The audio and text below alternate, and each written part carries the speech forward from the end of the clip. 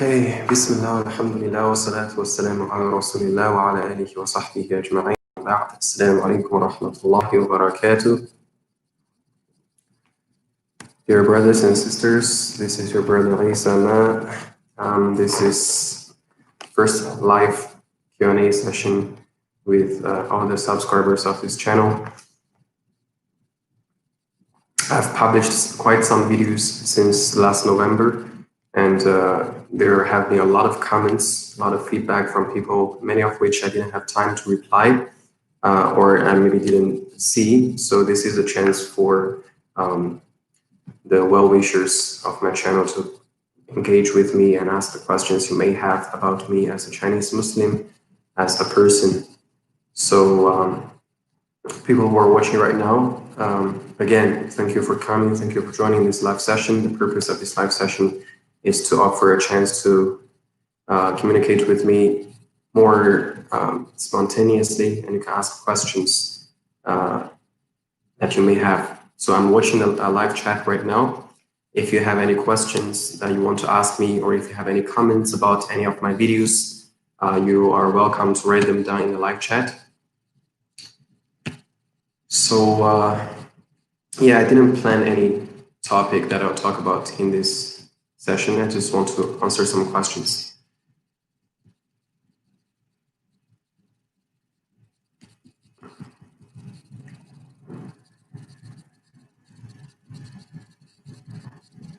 So this brother Mukid Khan, wa alaikum salam wa rahmatullah.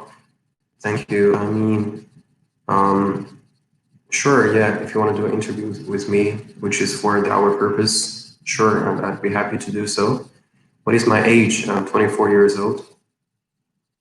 What do I think about Bangladesh? I've never been there, but I do have some good friends that are from Bangladesh. Ami Bangla boli to maybe shashkoran. That's the few sentences I learned.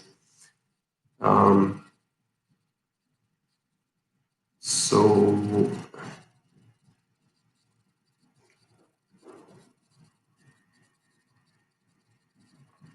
oh, there's also a Chinese brother.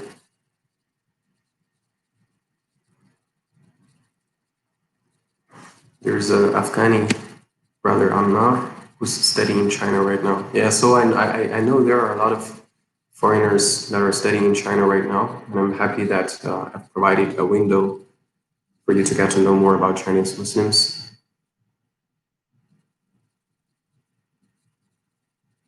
Right, so yeah, I anticipated, and as you can see, a lot of people are curious about the Uyghur Muslims. So, you know, I wanted to make a video about it, but I tried a few times, and every time I feel like I, you know, cannot really get to the core of the problem. And the reason for that is I don't know any more than you do. You know, what I know about the Uyghur issue is also from the internet. So I'm not any more informed of the issue than people in any other parts of the world. You know, actually, some Chinese nationals may know less about the Uyghur issue than people in the world, because we don't have that channel of information. But you know, what I did want to tell people, and I did in the last session, is that so the Uyghur community is not the only Chinese Muslim community in China. It is an ethnic community that is mostly in Xinjiang province. There are 10 ethnic groups that are Chinese. There are 10 ethnic groups in China that are Muslims, and Uyghur is one of them. There are 9 others. For example, there's the Hui, which is the largest ethnic group in terms of population that are Muslims in China. And there are also, you know, Bao'an, Kazakh, Tajik, Uzbek, etc. So when we talk about Chinese Muslims, the Uyghur community is a part of that, but not the entirety of that. And you know, what we hear from the news about the challenges and difficulties they're facing in Xinjiang is not it's not completely a religious problem. It is a geopolitical problem, and you would find this is a trait among all of the issues, even in the Middle East. A lot of times it's geopolitical. So, you know, Chinese Muslims of other ethnicities may not be facing the same kind of challenges. They also have challenges, but not the same kind of challenges, and not to the same extent as the Uyghur Muslims, because of the region they're living in, So it's a region-specific problem, and I also talked about this in my last video. And actually, what I hear, and by the way, again, I don't know more than most of the people know already, but as far as I hear, after this issue has been made a focal point for Muslims in the world, I think the Chinese government did retreat a little bit in terms of its national security measures in Xinjiang province. So now the masajid are open again in Xinjiang. Actually, in Xinjiang this year, in Ramadan, the masajid were open before any other parts of China. So they are sort of like giving back the freedom in order to let the world know that, look, this is not against Islam, this is not against Muslims, this is a national security problem. So, there are many other incidents like this, like the Chechens in Russia, and there are other examples throughout history, which is really about authority, it's about politics, it's about cohesion and other things. So when we look at a problem like this, we need to be balanced in our viewpoint. We shouldn't let our emotions overshadow our rationale. We should look at the complications in such a problem and realize that a lot of times human problems are not black or white. You cannot pinpoint one clear reason or explanation for a human problem. A lot of times you have to consider a lot of different factors. So yeah, inshallah, I'll give time to some other questions. So that's as much as I answer for that question. Someone asked, how many brothers do I have? I don't see why that's a relevant question, but I'm the only child. I don't have any siblings, but I have a lot of siblings in Islam, alhamdulillah. All of you are my brothers and sisters in Islam. Okay. The way of combating racism in the light of Islam? That's a very good question. So that's from Brother Nahiyan Amir. Let me see, is there a function where I can like highlight a question? I'm checking now. Anyway, so how to combat Islam? How to combat racism in light of Islam? Again, I would recommend the book Autobiography of Malcolm X, because he was a civil rights leader, American civil rights leader. He struggled against racism for the most part of his life, and he had a lot of reflections and contemplations on this problem in light of Islam, because a lot of his realizations were made in Mecca during Hajj. So he wrote many letters in Mecca to the American people about racism. He said, for example, America needs to understand Islam, because this is the one religion that erases from its society the race problem. He also wrote, he also warned America of an imminent possibility of being destroyed and torn apart by racism, which we see to be, nowadays we can see the reality of this statement, this foretelling. So that book can give you a lot of very beneficial understandings of how to tackle racism with the Islamic faith.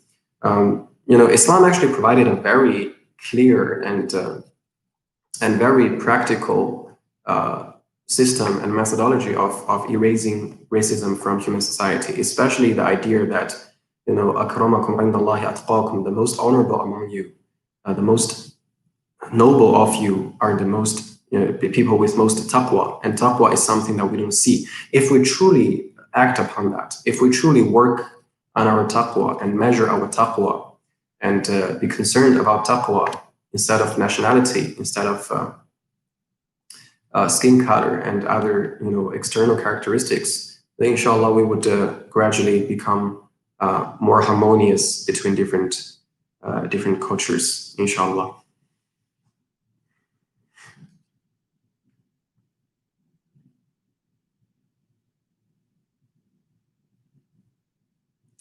Okay, let me see what other questions are there.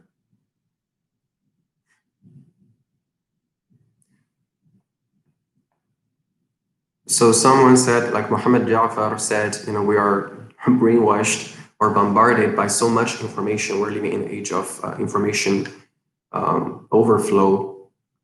So how do we deal with that? Are we being manipulated or dictated? There's a very good book called Amusing Ourselves to Death, written by Neil Postman in 1984. You can read that book, amusing ourselves to death.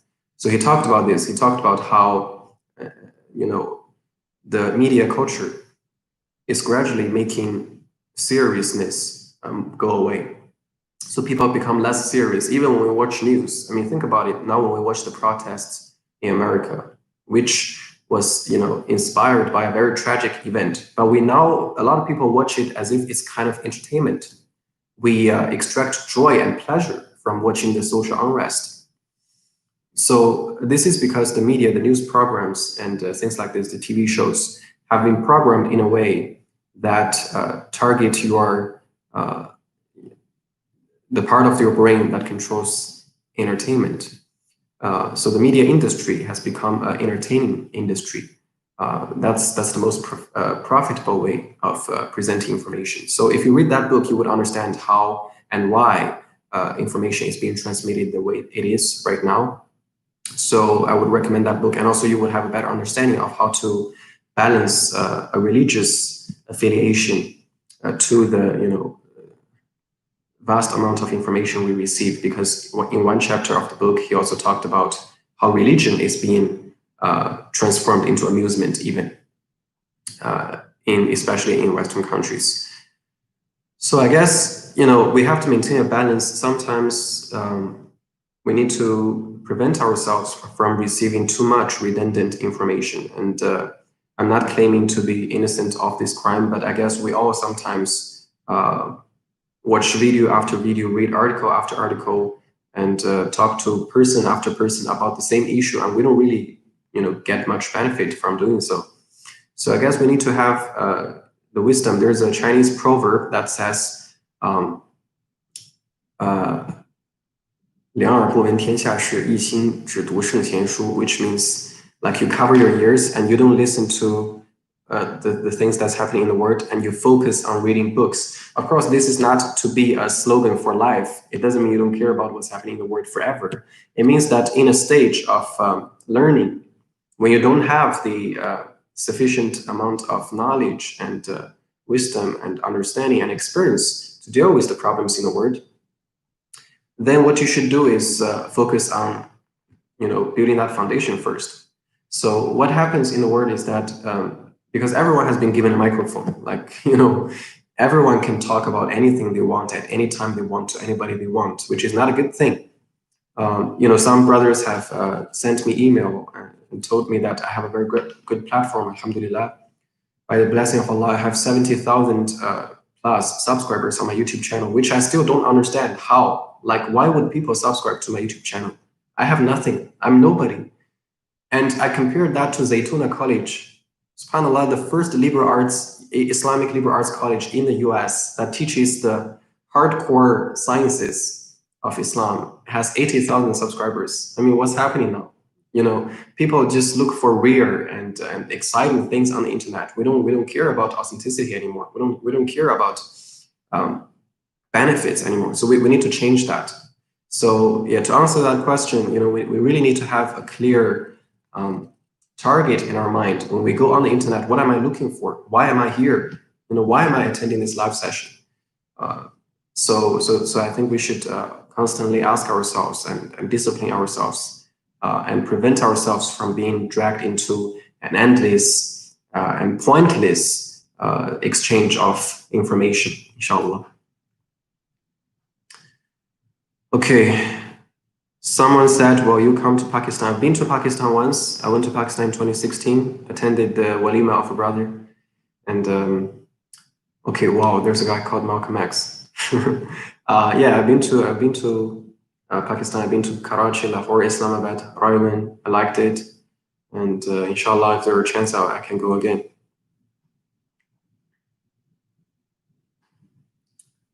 Okay, what are the questions there are? Someone wished me Eid Mubarak, like so many belated Eid Mubarak. Okay.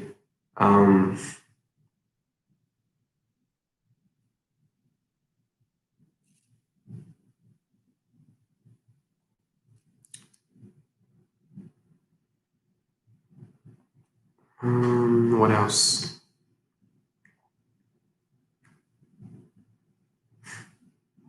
Okay, Okay, so someone, this person called Higher Means asked, I think the question is about whether Muslims in China are concentrated geographically or not. So historically, I think Chinese Muslims are what we call 大杂居,小聚居, which means you can find Muslims in pretty much every part of China. But there are parts of China where Muslims are more concentrated. So especially in the northwestern part and the southwestern part, you would find Muslim populations that are more concentrated. For example, I've shown videos of Shadian, which is a small town in Yunnan province in southwestern China. And in this town, like Muslim population is more than 90% of the total population of the town. And in northwestern China, you would also find small communities within a city, what we call Huifang, that has majority Muslim population living together. So traditionally, Chinese Muslims like to live around the masajid, and I think this is not only a trait of Chinese Muslims. This is just how we engage with each other in society. This is a Muslim trait. So we do live around the masajid and we form small communities. But the thing is, right now, the urbanization process, the globalization process, and the tendency of people becoming more and more worldly focused, they are more and more concerned about career and income. So they go to big cities. There's this diaspora, people move away. So now these communities are becoming less, how to say, less congregated. Yeah.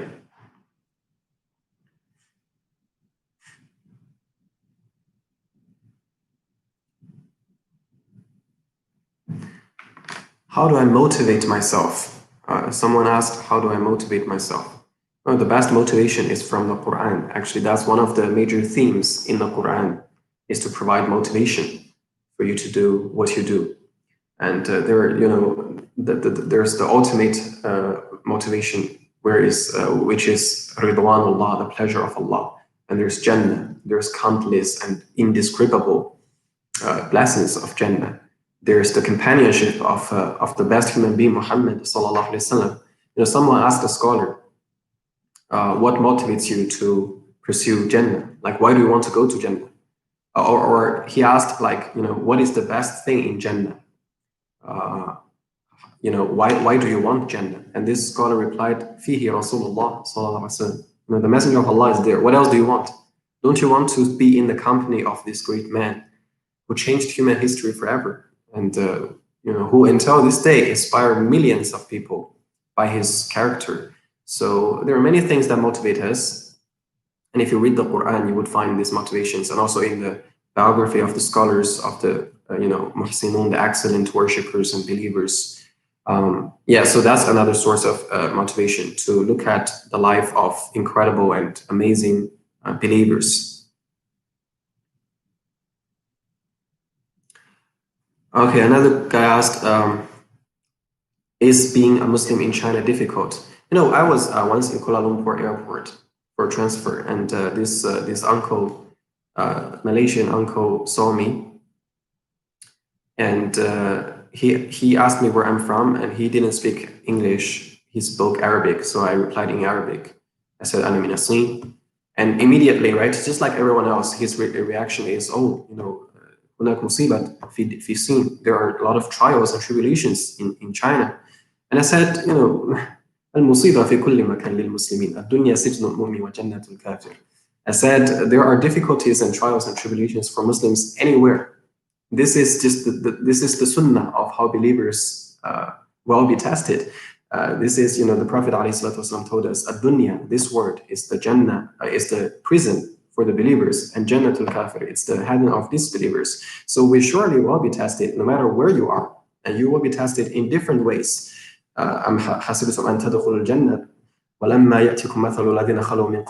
you think that you will enter paradise without being tested the way that previous people have been tested? So it doesn't matter if you're in China. You think Muslims in Muslim countries don't have troubles? Ask an Egyptian, right? I remember once I was talking to an Egyptian friend, was complaining about some problems in China, where we don't really have much freedom to do publications and things like this. I was complaining to him that it's hard to be a Muslim in China. And he said, why do you think it's better in Egypt? You know, a lot of scholars are also being imprisoned in Egypt. So this is a constant, you know, sort of like the way that Allah subhanahu wa ta'ala tests believers and mold them into better human beings and give them qualities that they can not gain otherwise. They can only gain through such trials and tribulations. So there are difficulties everywhere. Are there difficulties in China for Muslims? Sure, but there are difficulties for Muslims everywhere, and there are different kinds of difficulties.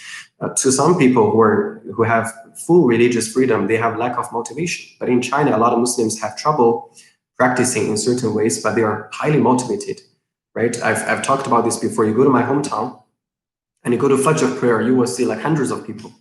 SubhanAllah. And you go to, I've been to Turkey, in Istanbul, in a pretty prosperous district. I went to a masjid for Fajr and there were like 20 people, and that's it. So there are different tests in different places, and we need to keep in mind that it's not about complaining about the environment. It's about trying to react it in the best way possible. How do I deal with this situation?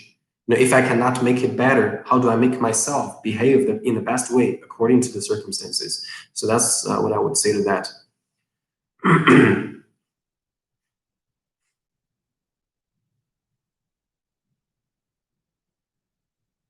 How do you increase iman when you feel it decreasing? The scholars say al-iman yazidu bi-ta'a wa yanqusu bil-ma'siyah. Iman increases with obedience and it decreases with disobedience. So if you feel that your iman is low, obey Allah, pray more, fast more, read the Quran more, make dua more, do good deeds more, right? Do a lot of, you know, good deeds to attract the mercy of Allah subhanahu wa ta'ala. And, you know, iman is something in your heart, and your heart is totally controlled by Allah subhanahu wa ta'ala. So always make dua, Ya muqallib al-qulub, thabbit qalbi ala dinik, and never let shaitan make you despair from the mercy of Allah. If your iman is low, you have to struggle. You cannot give up. So yeah, alhamdulillah, a Turkish brother just agreed with me on that. Someone asked, what do you think about the situation in America regarding the death of George Floyd?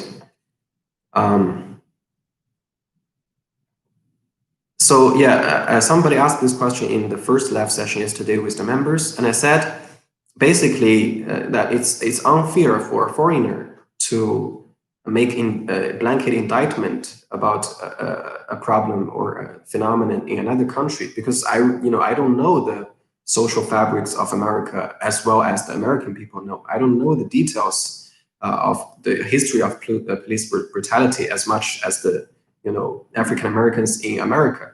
Although I know from the media, but we already established earlier that the media is an industry that is driven by profit, and it is becoming more and more sensationalistic, and it's not a reflection. It's not completely a reflection of reality. Rather, it's a presentation of reality with addition. So it's not fair for me to make a very solid judgment about what's happening in America and what does it imply. When we see an evil, of course, we speak out against it. But when it comes to the in situ, on-spot solutions, then we have to consider the local circumstances. I mentioned that a person came to Imam Malik, rahimahullah, and asked 40 questions. This guy is from Morocco, and Imam Malik answered 4 questions, and the other 36, he said, La adri, I don't know, because I'm not from Morocco, I'm not from your place. So, when it comes to Islamic views or opinions about a social issue, you have to consider the social conditions. So Imam Malik told this guy, you ask a local scholar in your country, it would be better for you. So, Sheikh Omar Suleiman, Sheikh Hamza Yusuf, Yasir Qadi, these people have more rights to speak about the problem in America because they are in America and they have more experience and they have more on-ground information. So that's my view, inshallah. Someone asked, am I considering going to other countries for Islamic conference if invited? First of all, I don't think I'm qualified to be invited to any Islamic conference. Again, I'm nobody. I don't have much knowledge. But alhamdulillah, we do have Islamic conference in Hong Kong every year. We have an annual conference called At the Peak Conference, and alhamdulillah, the organizer serving Islam team Hong Kong, they have good connections with a lot of renowned scholars and speakers in the world. We have had in the past years Mufti Mink, Sheikh Kamal Al-Makki. We've had Brother Jamal Salih, which is the founder of Talk Islam. The brother who does spoken word poetry in Australia. He's come to Hong Kong, and Dr. Mohammed Salah has come to Hong Kong. Sheikh Mohammed Shinawi has come to Hong Kong. Sheikh Hussein Ye, the Malaysian Chinese, has come to Hong Kong, and many others. So alhamdulillah, we have an annual conference in Hong Kong, and I try to contribute to it in ways I can as much as possible.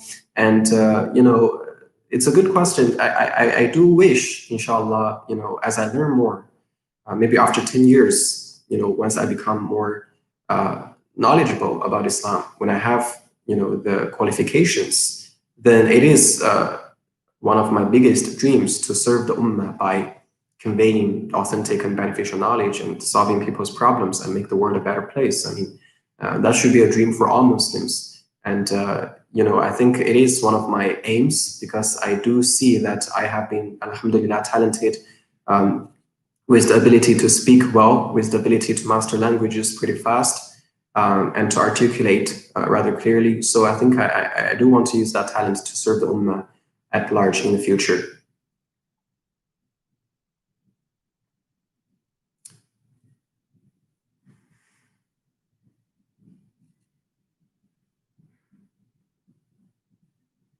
Okay, someone asked, I mentioned the Ghorab approach yesterday. Yes, that is developed, I think, by IERA, the Dawah organization in the UK, and by Brother Hamza Zortes, who has also come to Hong Kong before. So he said Ghorab is, a sequence of introducing Islam to non-Muslims, which is most efficient, and also according to the Quran and Ahadith, which is G is for God's existence, O is for oneness, R is for revelation, and prophets.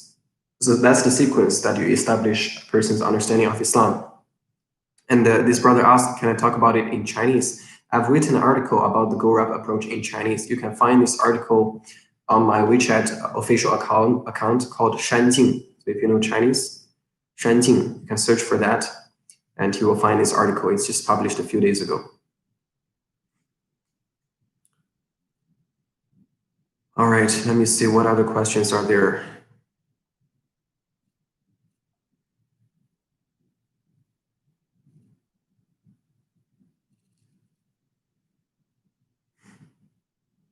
Thank you for your good dua, tofu, tofu. How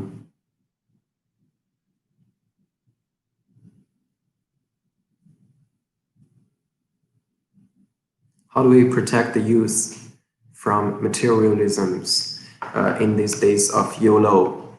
First of all, I think we have to acknowledge that it has been prophesied by our Prophet ﷺ that materialism and the concern for this word will become dominant and very prevalent in later times before Yawm al-Qiyamah.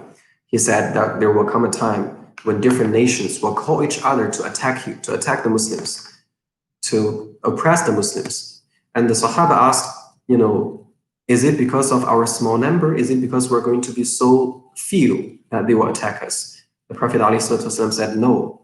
It is because, you become less serious about the deen, and Allah will put al-wahn in your heart. So they asked, what is al-wahn?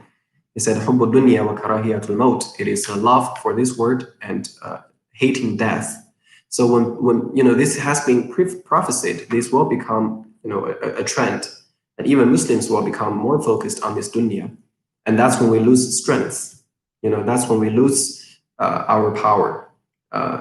We can talk about military preparations. We can talk about establish our own system and our state and our political strength and our economic strength. But all of these things will not do us good if we're only concerned about dunya. If we're only looking for victory in this world, it's not going to be beneficial to us.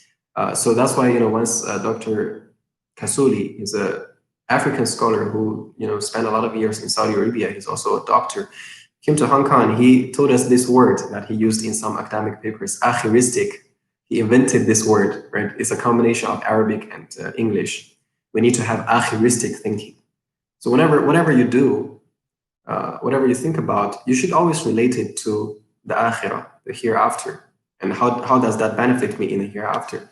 That's the believers, وَبِالْآخِرَةِ هُمْ يُوقِنُونَ. They don't only believe in the hereafter, they firmly, undoubtedly believe in the hereafter. So how do we prevent people from materialism? We should instill in people's hearts the firm belief in the hereafter.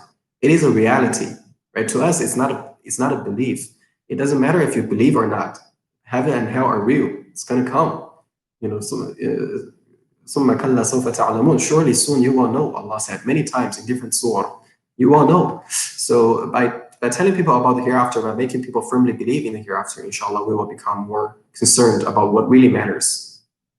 And inshallah, be prevented from materialism.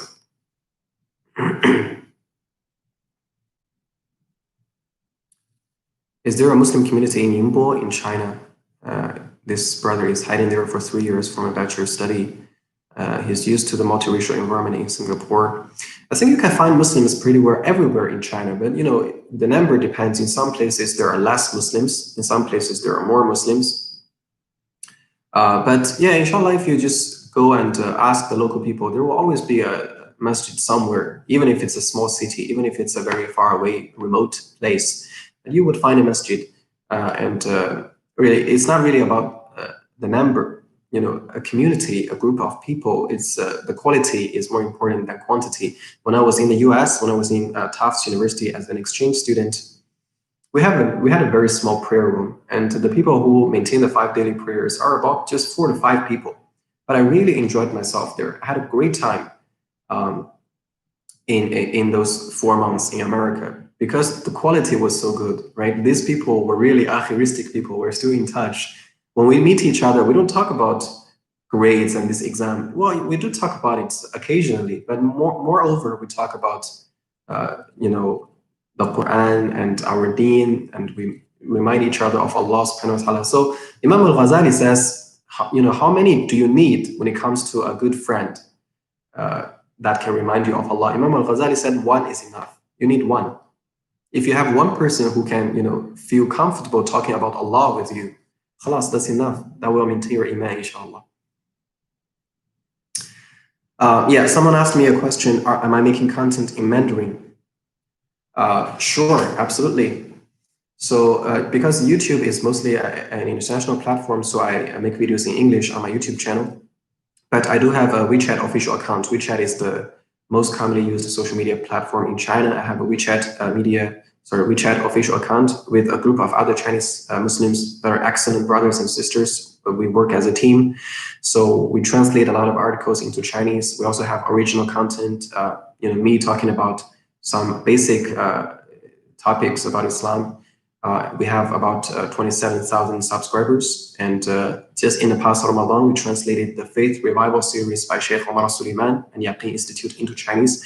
We've translated several infographics from Yaqeen Institute. We've translated the entire Prayers of the Pious series into Chinese. And we've translated many videos, added Chinese subtitles. So, actually, I would consider that I'm doing more on my Chinese social media platform than on YouTube. YouTube is like a secondary effort. So, my slogan on YouTube is to be a bridge that connects. So that's what I'm trying to do. I'm trying to connect the people outside China to the Chinese Muslims, to give them more awareness about Chinese Muslims, and also to give more international content to the Chinese Muslims. So I'm trying to be this bridge. But, to answer your question, I do have a Chinese da'wah effort going on with a bunch of great people, and we're doing what we can. And please make dua for us, keep us in our dua, and also support us in whatever way you can. You can support financially, you can support by giving us good ideas, by offering your skills. If you're good at video editing and graphic design, feel free to contact me on Instagram or send me an email. Much appreciated. Okay, what is my WeChat account? Okay, so I was talking about my WeChat official account, which is more like a platform, which is like a Facebook page. All right, it's called Shanjing. Shanjing means mountain paths in Chinese. It's taken from Surah Al-Balad. فَلَقَتَحَمَ الْعَقَبَةِ. Why don't you climb the mountain pass, the steep pass, which means it's hard, to travel. But as long as you persist, the higher you go, the more you will see, the clearer you will see, the better view you will get. So that's why we take the name Shanjing, mountain pass. So if you search for this, if you know Chinese, then you can search for it. If you don't know Chinese, then there's no point of you subscribing to this platform because all of the content is in Chinese. Wow, a lot of questions. So I apologize if I didn't see your question because there are a lot of people in live chat. Can I make a video about about Muslim women and the difficulties? Yes, thank you A B C D, but that's not the correct character. 静 is 路径的径，双人旁那个径。山径 is not that word. Okay. Yeah, can I make a video about Muslim women? I think, first of all, the Prophet ﷺ said, "Khuluqul Islami al-haya." The distinctive quality of Islam is haya, is shyness. So, in Islam, we tend to protect our women and not to show them to the world. They're like jewels. They're like pearls. They should be protected and not publicized unnecessarily. So, when it comes to make a video about Muslim women, first I have to think about whether that's necessary. Does it do more benefit than good? But even if there is a benefit in doing such a video, I think it's better to be done by a sister, not me. It's better for the Muslim women to speak for themselves.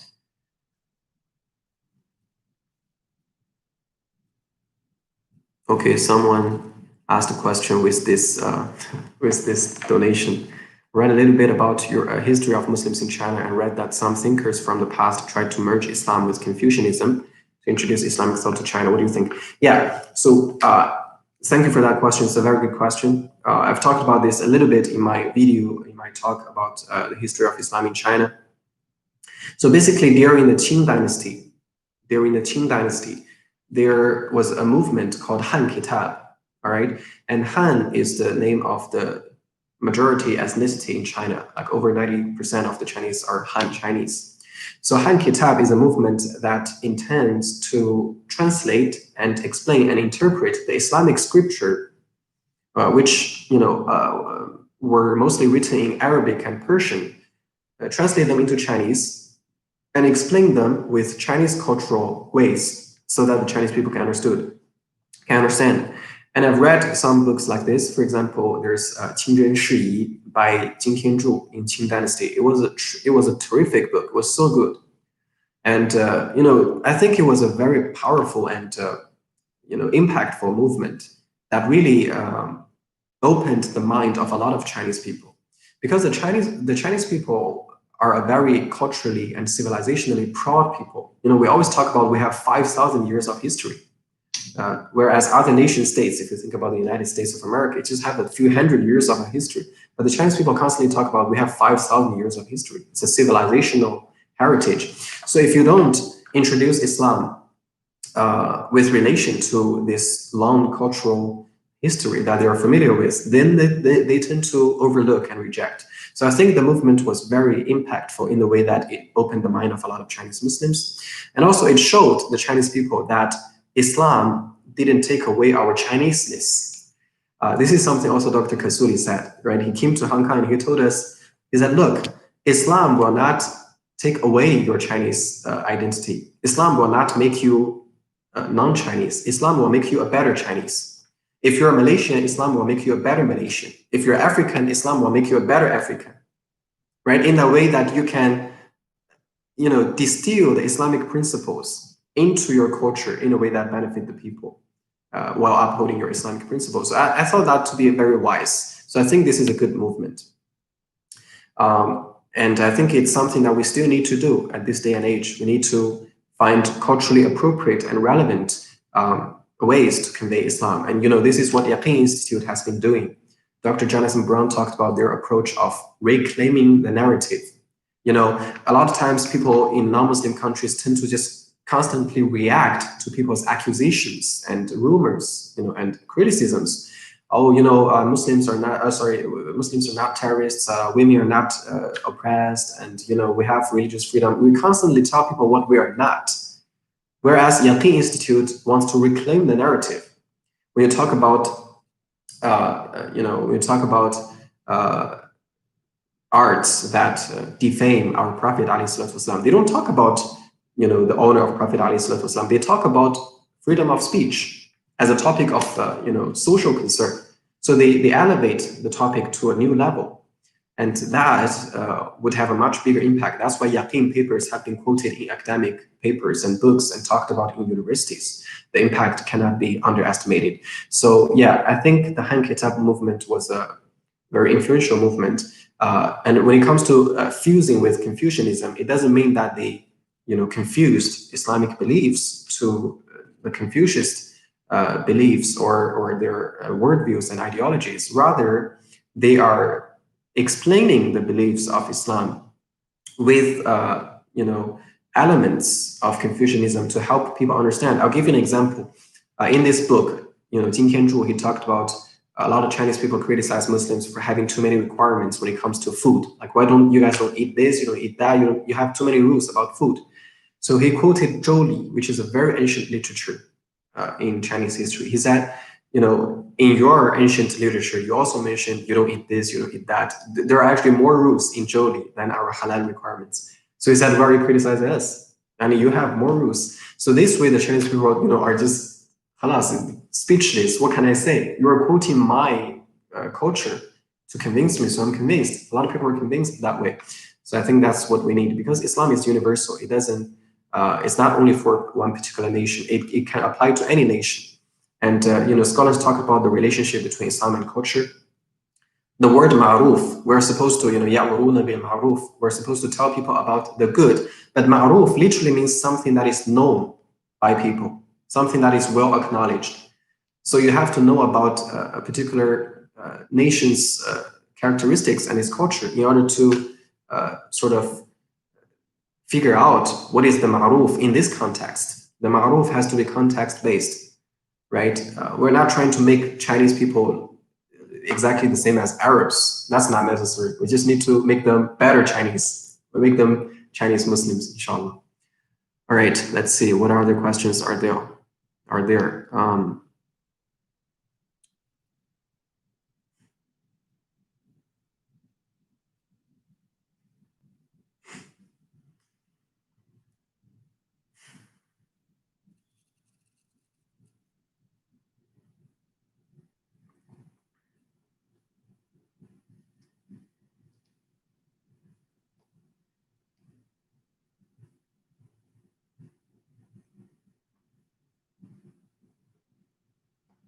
So there's a brother or sister from Malaysia who said he's working or she's working with a group of Chinese Muslims in Malaysia. And is there any plan of coming to Malaysia? Yes, sure, inshallah. I've read many stories and news about the Dawah effort in Malaysia, and I really admire that. And I've met many Malaysian brothers and sisters in Hong Kong, and I feel like they're very motivated people, very hardworking, diligent people, and they're very passionate about the deen, about da'wah. And I also felt their frustration because, like, vast majority of the Chinese people in Malaysia, because Malaysia has like different ethnicities as well. Mainly, there are Indians and Malays and Chinese. These are, I think, the three majority groups in Malaysia, but most of the Chinese people are not Muslims, and they don't know much about Islam. So they're very frustrated about how to convey the message to the Malaysian Chinese. So inshallah, if you have this platform, if you have an opportunity, I'd be happy to go and contribute what I can. Okay.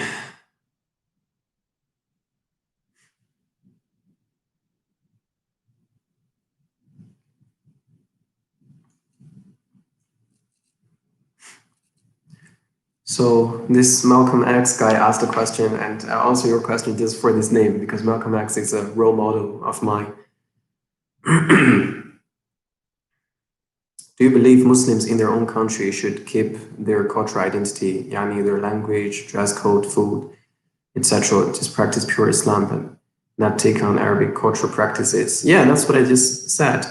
When it comes to dress code, the requirement of Islam is that you cover your aura, you cover your private parts, and it's decent, right? It impresses people of something respectful, something decent. Then, khalas, you wear whatever you want, as long as it fulfills the requirements. The Malaysians, Southeast Asians, they wear the longan. The Arabs wear robes, and Pakistanis wear their shalwar khamis, but they all fulfill the requirements. So khalas, that's the beauty of diversity. And when it comes to food, of course, same thing. So we need to understand Islam in this manner, that it betters all cultures rather than converging all cultures into one. It adds beauty to your culture. It guides and directs your culture to its best form instead of changing your culture to, the same kind. All right.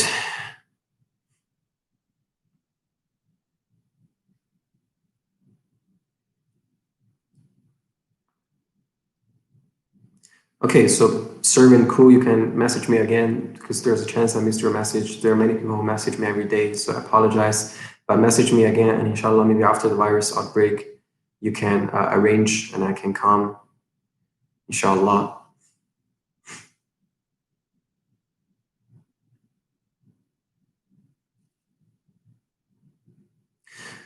Hina Khan asked about what I think about the idea of free speech, freedom of speech in Western context. I think you can watch some Dr. Jonathan Brown videos because he's a white American. So he studied about human rights as an academic. He teaches human rights. He has lectures about human rights. So Dr. Jonathan Brown would be the expert that I would recommend for you to know more about the idea of freedom of speech and how do we understand it properly, and how do we incorporate this idea into our faith system. So yeah, I'll just direct you to Dr. Jonathan Brown.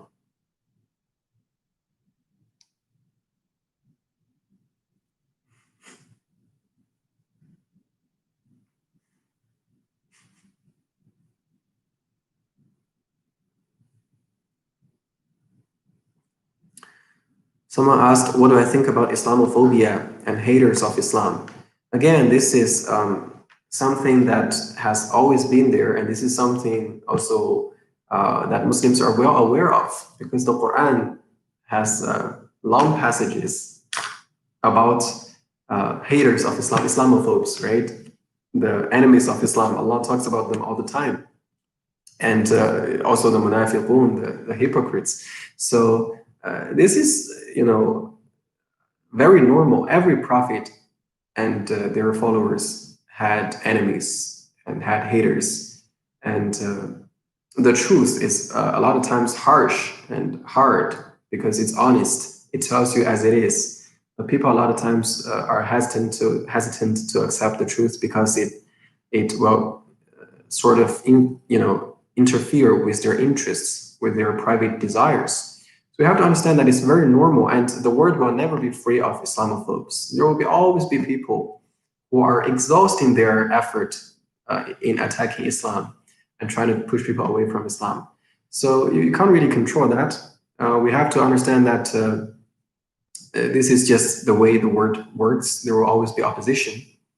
But at the same time, we should know that Allah subhanahu wa ta'ala provided us with the methodology of how to deal with these people. If you read the Quran, there are a lot of teachings to the believers and to Prophet Muhammad sallallahu alaihi wasallam about how to deal with the disbelievers. There are different stages and different contexts. Sometimes fa'fu wasfahu, right? Hatta ya'ti Allahu bi amri. Leave them, forgive them until Allah brings His decision. Sometimes it's that, and sometimes it's the way that they transgressed against you, you should repay that the same amount. But don't go overboard. Don't exceed the amount of oppression that you've received. So we can learn about the proper way of dealing with opposition in the Quran and the Sunnah, and you would find that the approach is very balanced. Okay, I'll keep this on for another 10 minutes, and inshallah I'll end the video. By the way, if you press that $sign sticker, I guess your question will be highlighted and will be easier for me to see if it's a very important question. Okay.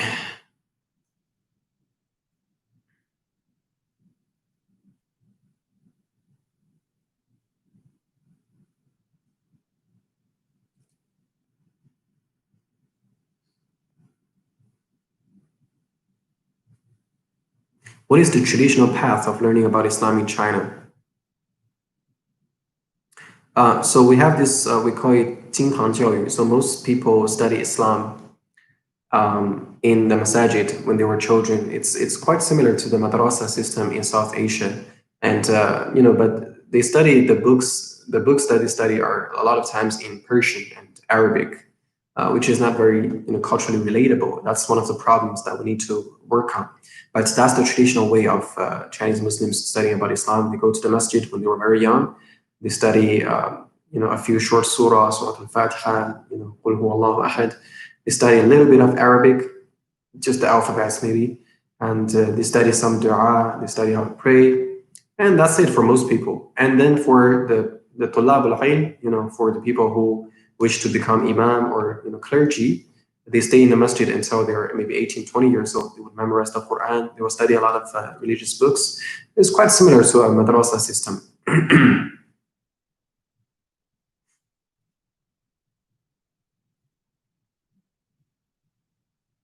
I'm trying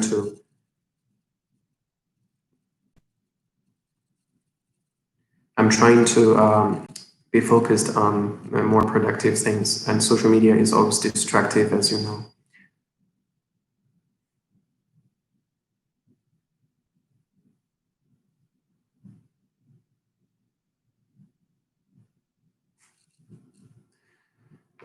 There's a brother asked, like, he's British Pakistani, he's thinking about moving to China, and he wants to know whether it's safe and free to practice Islam in China.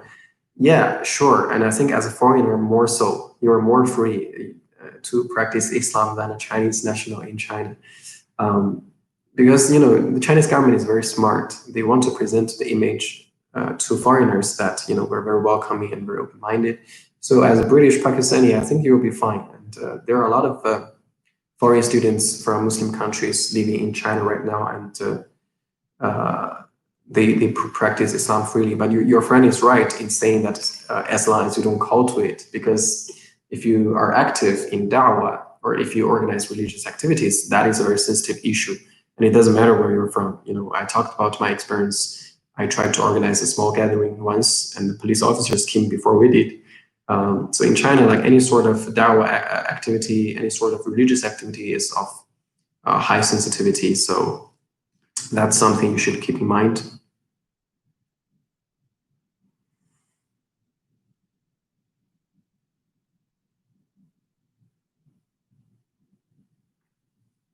Is there a Muslim forum in China that is widely used?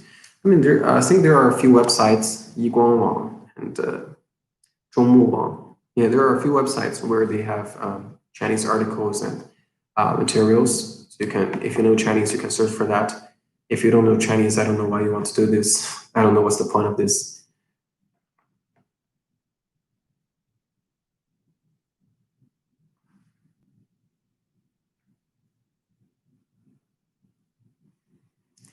Okay, let me see. I'm gonna end this video in about 6 minutes. So if you have any questions, feel free to ask. And if you make a small donation by pressing that $sign, your question will be highlighted. So that's also, you can also do that. Let me see what other questions are there. Is there a Mandarin Quran you would recommend? I mean, the most commonly used is the translation of Ma Jian, Professor Ma Jian, rahimahullah, who studied in Azhar University.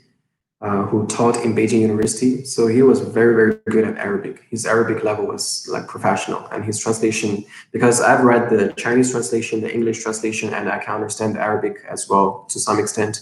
So I can, as far as I'm concerned, his Chinese translation is pretty good. I mean, of course, there are limitations, there are barriers between languages, and you can't get over them. There will always be loss of meaning. There in translation, but his translation, I think, is very, very loyal to the original text and very clear as well. So the Madian translation is the mostly used.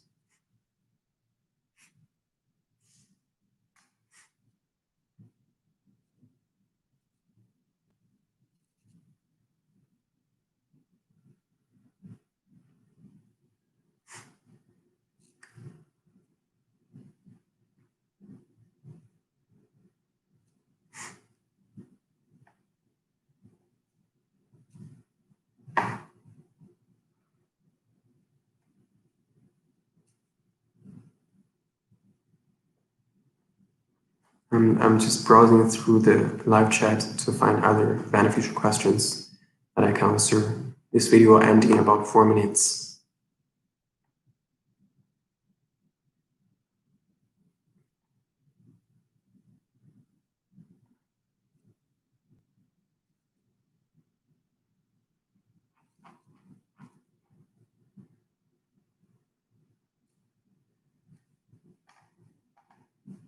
Okay, so this brother just became a member of my channel. Thank you for doing that. Yeah, by the way, if you like my videos, if you support me, if you want me to do more and better videos, you can become a member of the channel by pressing the join button under any video.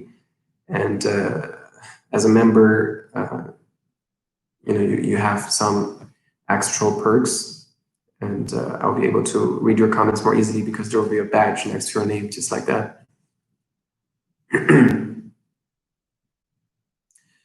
Is it possible to learn Arabic on your own? Sure, yeah. I mean, in the time we're living in, that's very, very normal now to learn Arabic on your own, but with good course, with a good platform.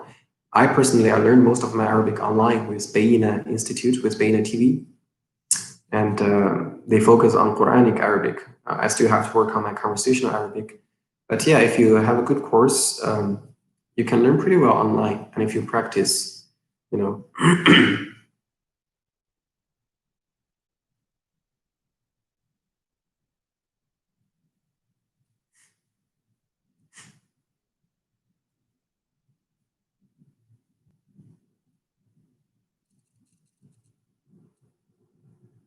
how can one make Chinese friends without knowing the language? How much percent of the population speak English? I think like young people of my generation, especially university students, most of them do speak English, but the level varies. Some speak better, some not so well. But the simplest conversation, I think most young people are able to have, especially those who have attended college. But if you think about one generation back, like my mom's generation, my vast majority of them don't speak English. So it's different from many other countries where English is quite universal. In China, a lot of people don't know a word of English. So if you want to make friends among Chinese people, you gotta find the people who do speak Chinese, English, I guess.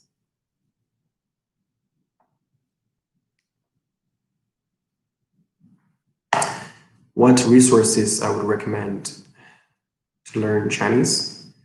Muslim content. My WeChat official account, Shanjing, somebody just sent that. But I guess it will be a little hard for beginners.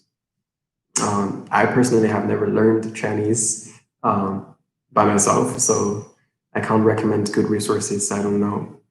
Maybe you should ask someone who has studied Chinese before.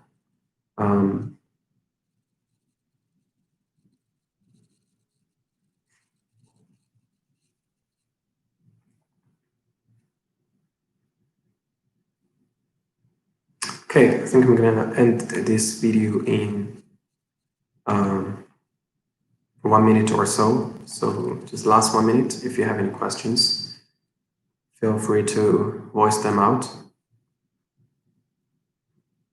I have already made one video about how I learned Arabic. If you haven't watched that, you can watch that. And maybe you can draw some inspirations from that. Any plan to bring what you have in the WeChat to Facebook or YouTube? There's no point in doing that. You know, I'm consciously separating the two, you know, the Chinese content and the English content.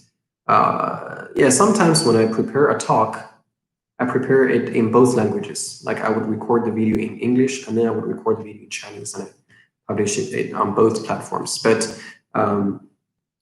yeah, most of the time I have to think about the audience as well. I have to make audience appropriate content to maximum the benefit to different kinds of people. Do I have any social media we can follow? Yeah, you can find my Instagram and my Facebook page on the channel description. If you go to the About tab under my channel, you will find my Instagram and my Facebook page. Is there any upcoming documentaries? Maybe not in the short future because of the virus situation. You know, traveling is very hard nowadays. It's not easy to go around. So there will be new documentaries, inshallah, but maybe later after the virus situation becomes better. All right, so I think that's pretty much the time we have. I hope you've benefited from this live session. I hope you've enjoyed it somehow. And what do you think? Do you guys think I should do another one of these live sessions? Do you think this is good?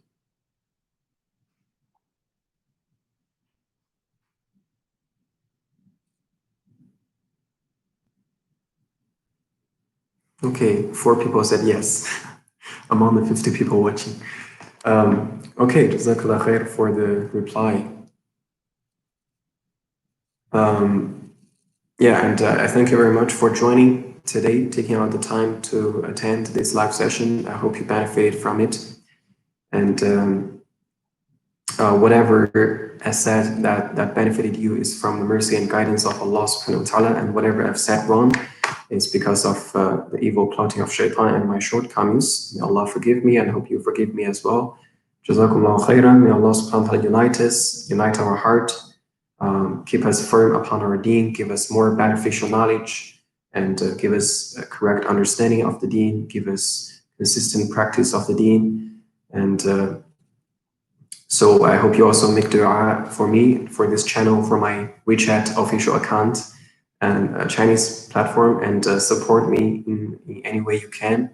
And yeah, inshallah, I think I'm going to do another one of this live show in the future, maybe 1 week later, or I'll announce it on my channel. So yeah, and if you like sort of want a video about a particular topic, then you can also comment or you can contact me through the social media platforms or my email. Tell me about what you think is interesting or necessary for me to share. And yeah, that's pretty much it for today. Thank you very much for joining, and أشوفك على الخير. I hope I see you upon goodness in the future. سبحانك اللهم وبحمدك أشهد أن لا إله إلا أنت أستغفرك وأتوب إليك وصلى الله وسلم وبارك على نبينا محمد وعلى آله وصحبه أجمعين. السلام عليكم ورحمة الله وبركاته.